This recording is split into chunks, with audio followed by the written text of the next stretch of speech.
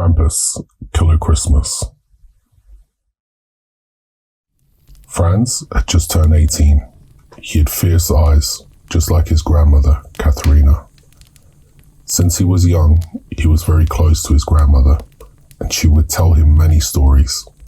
As Franz's school was near Katrina's home and his parents were on vacation, he was staying there. It was a dreaded winter and very cold, and he was busy with his studies. The house was near a forest. During the night, outside he could hear a long, prolonged howl. It had skipped Franz's heartbeat because it was so weird. It had reminded him of his grandmother's old tale about Krampus. He had always questioned whether Katrina was lying or not. Hearing the noise, he went downstairs. His grandmother was still awake and busy knitting a sweater next to the fireplace. As my passion is traveling, I think I would like to visit your hometown one day. Austria, he said. If you go there, Franz, you might not come back, Katrina replied. I've told you some of it, but let me tell you the rest, and see if that will open your eyes. Before you were still a boy, but now you're on the path to becoming a man. Katrina was 16. She had the same curiosity as her grandson on Christmas Eve in 1948. Her rural village was in the aftermath of World War II. It meant that people were struggling. The house she lived in was small, but with her mother, the wintry night was cozy as her father was off to buy food and other supplies. On that bleak and dark night, when Katrina's father had returned with his truck, the girl and her mother were happy. But when her father, Herman, didn't come inside the door, curious, the young girl and the mother had ventured outside in the snow to investigate what happened to him, thinking maybe he needed help carrying the supplies, as they both ran out expecting the father to surprise them with a gift. The shocking revelation was they discovered Herman's body, half-eaten, while he was still barely alive. Blood was dripping and soaking into the snow. He couldn't say anything because half his jaw was broken. Screaming and crying, the girls were unsure what had happened.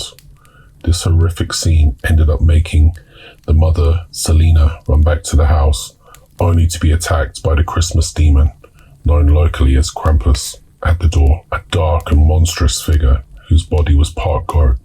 He was a blood-seeking devil with a satanic red tongue. He ripped the mother's head clean off and ate her skull. Now he wanted the young girl. Looking for Katrina, who was running away, the Krampus chased her and almost caught her. He swiped his monstrous claws as they tore the clothes and flesh on her back. Katrina cried out in agony. Her eyes were full of tears, and her scream sent an echo around the valley. The girl ran for her life and tried to get back to the house. When Krampus returned, he was unable to find Katrina. He took her parents' bodies like it was nothing to devour later. But meanwhile, Katrina was hiding under her father's truck. She had closed her eyes, chanting the Lord's name. Also, she was wearing her favorite necklace of St. Peter. It seemed like an eternity, but the reality was a few minutes. The terrible night faded as the dawn was revealed. So the Krampus retreated to his lair. It had taken all Katrina's strength to stay hidden in the cold. Her mind focused on her parents, whom she would never see again. She remembered the tales of the Christmas demon being a nocturnal beast, and when she was sure it was safe, she ventured out from her hiding place. The happiness in Katrina's eyes had been permanently eradicated. That's what it looked like when she ran towards her town, shouting, "Help, help! My parents! Krampus killed my parents." The townspeople had gathered around her in the square. One of the men in the group had asked, "There is no Krampus here. It might have been a wild Bavarian bear." "No, it's not," she cried. "Be aware." "Little girl," said the man, "so many lives have been ended by that bear. Who told Herman to build a house in the middle of nowhere? If he had stayed in town with us, the bear wouldn't have attacked your family." Katrina didn't like what the townsfolk had to say. Going back to her home, she gathered some supplies and decided to seek revenge. It was very easy to track. She just ended up following the blood trails of her parents. She tried her best to numb her pain she felt on the way.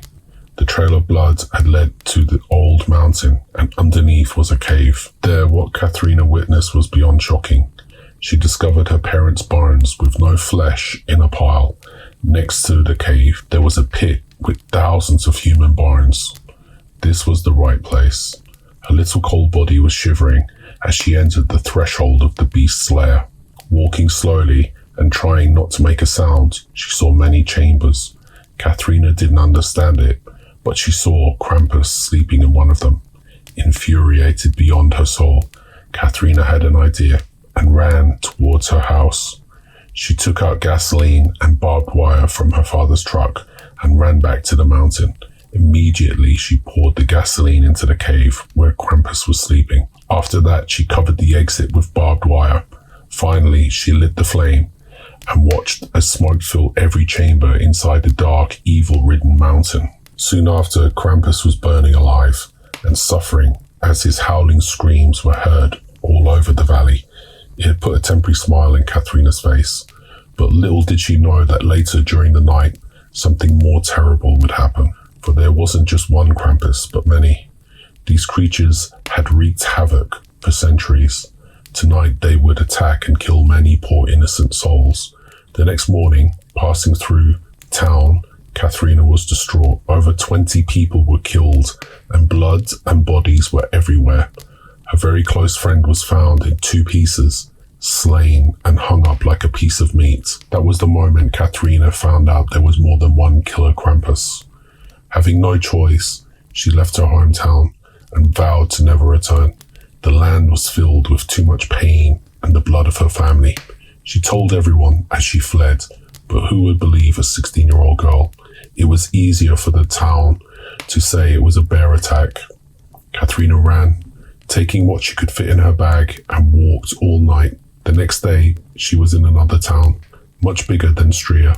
At the docks, she ended up joining the crew on the ship. Some months later, Katrina landed in the UK, and she had to bootstrap her way to find a decent living.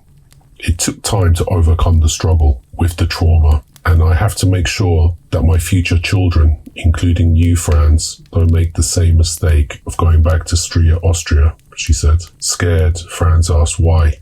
She stood up and showed the scars on her back and said, because it's a dark place and the locals know it. Evil has its ways and sometimes you can't win, so you just need to be strong and escape. Hearing this, Franz nodded and agreed to never return to his grandmother's hometown. He kissed her on the forehead and went back upstairs to his bed. Outside in the distance, the howling started again. This time, he was shaken to his core and not sure if he would ever sleep soundly again. The end.